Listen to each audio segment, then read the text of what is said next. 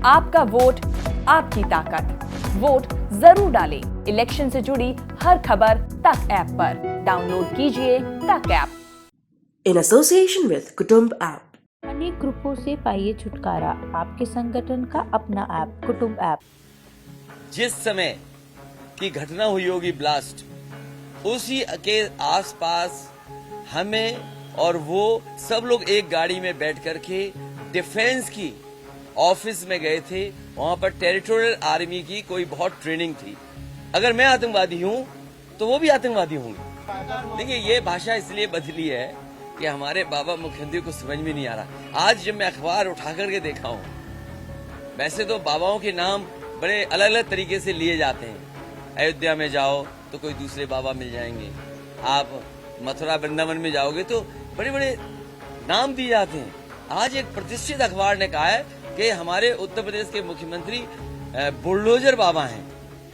बताओ, एक देश का और प्रदेश का सबसे प्रतिष्ठित अखबार योगी बाबा न कह करके उन्हें बुलडोजर बाबा कह रहा है। तस्वीर ही पैमाना है किसी का, तो देश से पैसा ले जाने वाले उद्योगपतियों की तस्वीर किस नेता के साथ है। और जहां पर मैंने लोकसभा में, जब मैं सांसद था, जब पाकिस्तान के जनरल आए थे जिन्हें राष्ट्रपति का बनने का मौका मिला था, मैंने अपनी आंखों से सेंट्रल हॉल में देखा था कि भारतीय जनता पार्टी के नेता जो थे वो लगभग पैर छूने के लिए आगे बढ़ रहे थे। इतने झुके हुए मुझे दिखाई दिए। तो आखिरकार फोटो तस्वीर ही ये पैमाना बन जाएगी। तो ये बताओ, भारतीय जनता पार्टी पे न क्या क्या आरोप रखेंगे। और मैं तो मिलिट्री स्कूल से पढ़ा हूं, जो आपके सबसे बड़े अधिकारी हैं, जिस तरह के स्कूल से मैं पढ़ा हूं उसी तरह के स्कूल से वो पढ़े हैं। अगर मैं उनके साथ हूं तो वो भी मेरे साथ हैं। और जहां तक सवाल अनुराग ठाकुर का है, वो मंत्री हैं। जिस समय की घटना हुई होगी ब्लास्ट, उसी के आसपास हमें और वो सब लोग एक गाड़ी में बैठ करके डिफेंस की ऑफिस में गए थे। वहां पर टेरिटोरियल आर्मी की कोई बहुत ट्रेनिंग थी। अगर मैं आतंकवादी हूं तो वो भी आतंकवादी होंगे। और ये बात पूछिए आप उनसे कि क्या आप एक गाड़ी में मुझे बैठा करके नीरज शेखर खुद टेरिटोरियल आर्मी की ट्रेनिंग को लेकर के डिफेंस में लेके गए थे, नहीं कि लेके गए थे? तो इसका मतलब क्या निकाले हम? और फिर देश के बड़े बड़े उद्योगपति जो पैसा लेकर बैंकों के भागे, उनकी तस्वीर किसके साथ है? वो कहते हैं देखिए, ये भाषा इसलिए बदली है कि हमारे बाबा मुख्यमंत्री को समझ में नहीं आ रहा। आज जब मैं अखबार उठा करके देखा हूं, वैसे तो बाबाओं के नाम बड़े अलग अलग तरीके से लिए जाते हैं। अयोध्या में जाओ तो कोई दूसरे बाबा मिल जाएंगे, आप मथुरा वृंदावन में जाओगे तो बड़े बड़े नाम दिए जाते हैं। आज एक प्रतिष्ठित अखबार ने कहा है कि हमारे उत्तर प्रदेश के मुख्यमंत्री बुलडोजर बाबा हैं। बताओ, एक देश का और प्रदेश का सबसे प्रतिष्ठित अखबार योगी बाबा न कह करके उन्हें बुलडोजर बाबा कह रहा है। तो इस पर उन्हें तकलीफ होनी चाहिए कि खुशी होनी चाहिए? और बुलडोजर अगर मेंटेनेंस पे है तो मेंटेनेंस के बाद ठीक होकर के आएगा।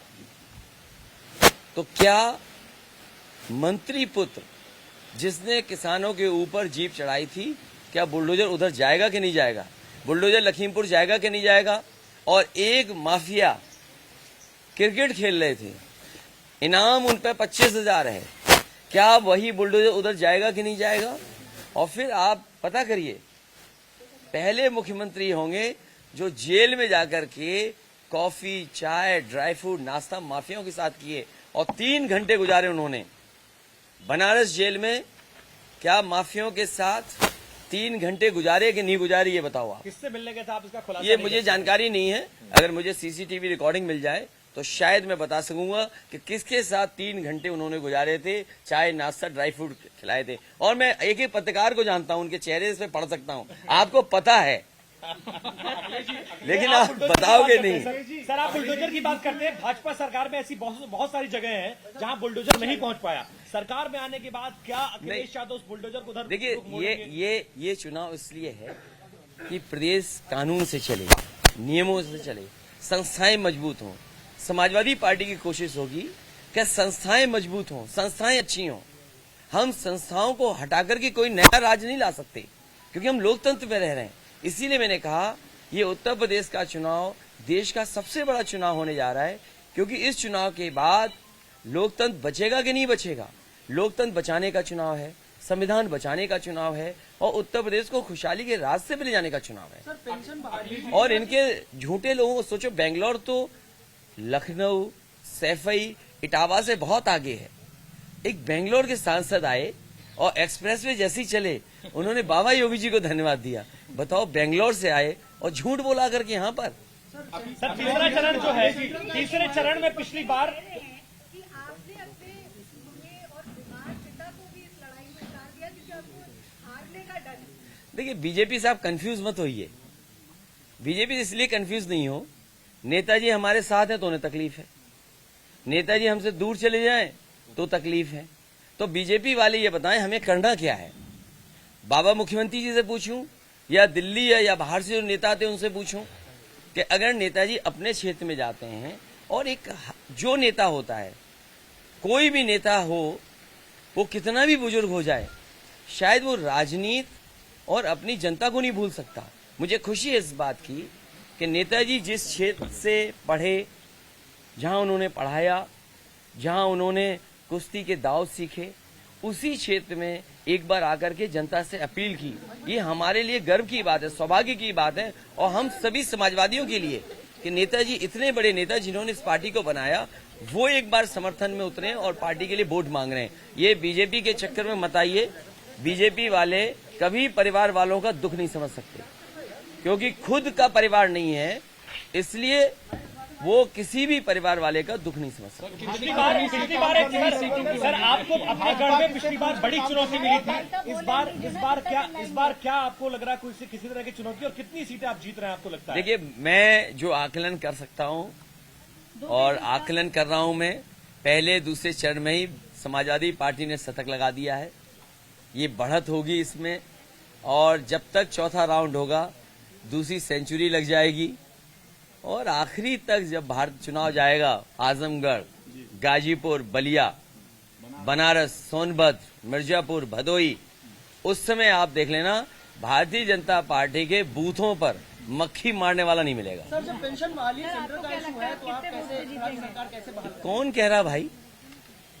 आप कलकत्ता में देखिए और जगह देखिए, पुरानी पेंशन बहाल हुई है, और पुरानी पेंशन के लिए बाकायदा हमने फाइनेंशियल एक्सपर्ट से बात की है, और फाइनेंशियल एक्सपर्ट जो पुराने अधिकारी सरकार में रहे, वित्त विभाग जिन्होंने देखा है, वो उनसे राय लेकर के और कर्मचारियों के साथ बैठक करके ही ये फैसला लिया है। अगर आप मुख्यमंत्री बनते हैं तो क्या वो चीजें आपको गलत लगती हैं? आप उन्हें केशव बदल जी, देंगे? कौन से केशव जी? एक केशव हमारे लड़ रहे हैं चुनाव, वो जीतने जा रहे हैं।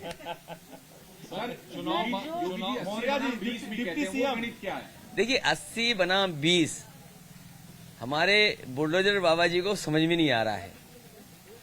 80% जनता समाजवादी पार्टी और गठबंधन के साथ है, 20% उनसे नाराज है, तो 100% जनता भारतीय जनता पार्टी को हटाना चाहती है।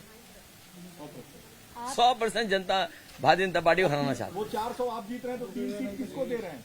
वो बात पुरानी हो गई, इस बार भारतीय जनता पार्टी का पता नहीं लगेगा। सर एक सवाल, अगर आप मुख्यमंत्री बनते हैं तो जो जो चीजें आपको लगता है ये सरकार ने गलत करी हैं, आप उन्हें बदल देंगे? मैं आपसे कहूंगा कि आप मिठाई खा के जरूर जाना। क्या सर पुराने नाम और समाजवादी पार्टी ने अगर ये एक्सप्रेस वे न बनाया होता तो शायद हरकुलिस लेकर के प्रधानमंत्री जी उस एक्सप्रेस वे पर नहीं उतर पाते।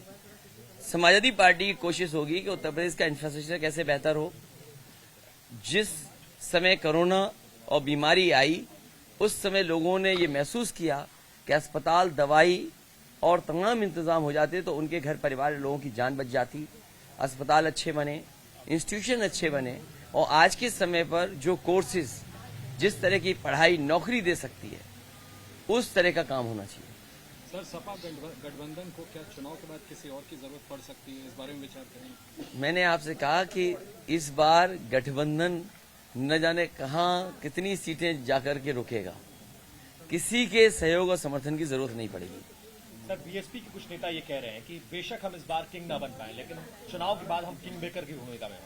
मैं अभी कुछ नहीं कहना चाहता हूं, लेकिन बहुत बड़ी संख्या में अम्बेडकरवादी ये महसूस कर रहे हैं कि जिस तरीके से आरक्षण से खिलवाड़ हो रही है, संविधान से खिलवाड़ हो रही है, वो बड़े पैमाने पर समाजवादी पार्टी के साथ खड़े हो गए हैं। और आपने तो वो कहावत सुनी होगी, न रहेगा बांस न बजेगी बांसुरी। तो सोचिए प्राइवेटाइजेशन जैसे जैसे होता जाएगा, बाबा साहब का दिया हुआ जो अधिकार और सम्मान वो कैसे मिल पाएगा। इसलिए बड़े पैमाने पर समाजवादियों के साथ अम्बेडकरवादी खड़े हो गए हैं और बीजेपी को हराने के लिए उत्तर प्रदेश में मतदान कर रहे हैं। हमने अपने मैनिफेस्टो में लिखा है कि आजादी के बाद कोई बहुत प्लान्ड सिटी नहीं बन पाया। भारतीय जनता पार्टी का आपने स्मार्ट सिटी वाला भी देखा होगा। इसलिए 2 नए शहर या अगर संभावनाएं होंगी तो नए शहर कैसे बसे, उस दिशा में समाजवादी पार्टी सरकार में काम होगा। अखिलेश जी, शिवपाल जी कह रहे हैं कि मेरे और अखिलेश यादव के बीच में ये कंपटीशन है कि कौन ज्यादा मतों से जीतेगा, तो वो कह रहे हैं कि वो जीतेंगे। मैं तो चाहता हूं, क्योंकि मैं खुद वोट देकर आया हूं, तो चाचा ही जीते। सर, करहल में बघेल साहब आपके सामने, उसको कुछ चुनौती मानते हैं? उनकी बात अगर मानोगे, वो अपने बघेल समाज में कह रहे हैं जाकर के कि मुझे जिता दो तो सुप्रीम कोर्ट में मैं जज बनवा दूंगा, हाई कोर्ट में हमारी बिरादरी के जज बन जाएंगे। सोचिए बात, ये बातें कह सकते हो। वो कहते हैं बिरादरी का हमारा सब किसी ने छीन लिया है हमारा। तो किस बताइए आप, एक लॉ मिनिस्टर ये कह रहे हैं कि अगर मुझे जिता दोगे आप तो अपनी बिरादरी के हाई कोर्ट और सुप्रीम कोर्ट में जज होंगे। आप बताओ, देश और दुनिया को देखते हो, समझते हो। एक विधानसभा का चुनाव लड़ने वाला हाई कोर्ट जज बनाएगा, सुप्रीम कोर्ट जज बनाएगा। इसीलिए मैंने कहा बीजेपी के छोटे नेता हैं छोटा झूठ बोल रहे हैं, बड़े नेता हैं बड़ा झूठ बोल रहे हैं, और जो सबसे बड़ा है वो सफेद झूठ बोल रहे हैं। अब मैं जा सकता हूँ? चलिए, बहुत धन्यवाद आप सबका।